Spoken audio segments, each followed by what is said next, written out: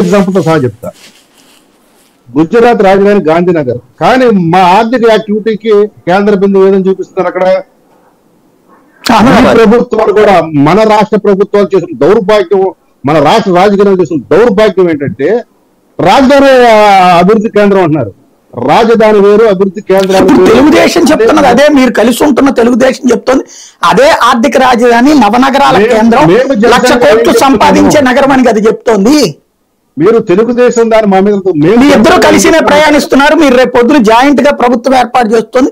మీరు చెప్పేది అక్కడే, వాళ్ళది వేరు, మీ పాలసీ వేరు కాదు. లేదు, ఇక్కడ మీరు కొంచెం తక్కువ సృష్టిస్తున్నారు. ఇక్కడ ఒకటే చెప్తున్నాం, జనసేన గతంలో లాగా ఉండదు, క్రియాశీలక పాత్ర అయిపోయింది సార్. అవన్నీ ఇంతకు ముందు మాట్లాడారు 60%, 50%. ఇవన్నీ ఇప్పుడు 24 తీసుకున్న తర్వాత మీరు క్రియాశీలకంగా గుర్తుపెట్టుకోండి. పరిపాలన ఈవెన్ చంద్రబాబు నాయుడు తన విజన్ ప్రకారం చూసుకున్న 2015 to 2050 15 నుంచి 2050 వరకు అన్నాడు. 30 సంవత్సరాలు అది సాగితే అప్పుడు ఫైనాన్షియల్ గా వైబిలిటీ వస్తున్నాడు. అంటే 30 ఏళ్ల దాకా వెయిట్ చేయాలా? వైజాగ్ అయితే ఇప్పుడే 10 ఏళ్లలోనూ 15 ఏళ్లలో సెట్ అవుతుంది కదా. 30 ఏళ్ల దాకా ఎందుకు వెయిట్ చేయాలి? ఎవరి కోసం వెయిట్ చేయాలి? ఇప్పుడు ఆ బీసీజీ కమిటీ ఉంది కదా, ఆ బీసీజీ కమిటీ ఏమైనా రికమెండేషన్ చేసి ప్రపంచాన్ని బయట పెట్టమండి. అవి అమరావతి అభివృద్ధి చేయడానికి, విశాఖపట్నం చేయడానికి 1,500 కోట్ల తేడా ఉంది. అవును, మరి 1,500 కోట్లు తేడా అయినప్పుడు అది ఎకనామిక్ ఇంజిన్ గ్రోత్ అవుతుంది, ఇది ఎకనామిక్. మరి ఇక్కడ ఎందుకు బెటర్? ఎట్లా అవుతుంది? ఇక్కడ శివరామకృష్ణన్ కమిటీ ఇచ్చిన నివేదికను పక్కన పెట్టేశాం. బీసీ నివేదిక ఏదైనా ఎవరు పెట్టారు అది ముఖ్యం. ఇక్కడ సమస్య అది కాదు కదా సార్. సమస్య అంటే మన ప్రధానమైన పాయింట్ ఒక్క కోణాలు వస్తుంది. ఒక్క మాట.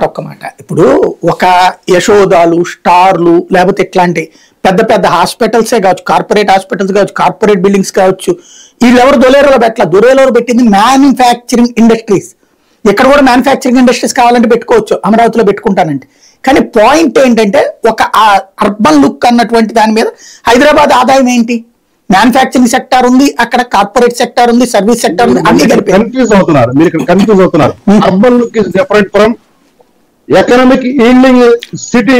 ఇప్పుడు అదే కదా హైదరాబాద్ లుక్. ఆంధ్రాలో అమరావతికి మీరు ఇప్పుడు అంటున్న పెద్ద గ్యాప్ ఏంటంటే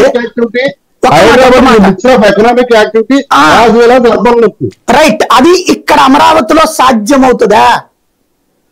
అమరావతిలో మీరు ఇక్కడ చేయాల్సింది మేము అదే చెప్తున్నాం. అనవసరంగా దానికి విపరీత పోకడలు తీసుకొచ్చారు. కానీ దాని ముందు క్యాపిటల్ కి స్థిరీకరించి ఎకనామిక్ యాక్టివిటీకి ఆంధ్రాలో ఒక్క చోట పెట్టకూడదు. అటు రాయలసీమలో ఎకనామిక్ యాక్టివిటీ రన్ అవ్వాలి, ఇక్కడ కోస్తాంధ్రలో రన్ అవ్వాలి, ఉత్తరాంధ్రలో కూడా రన్ అవ్వాలి.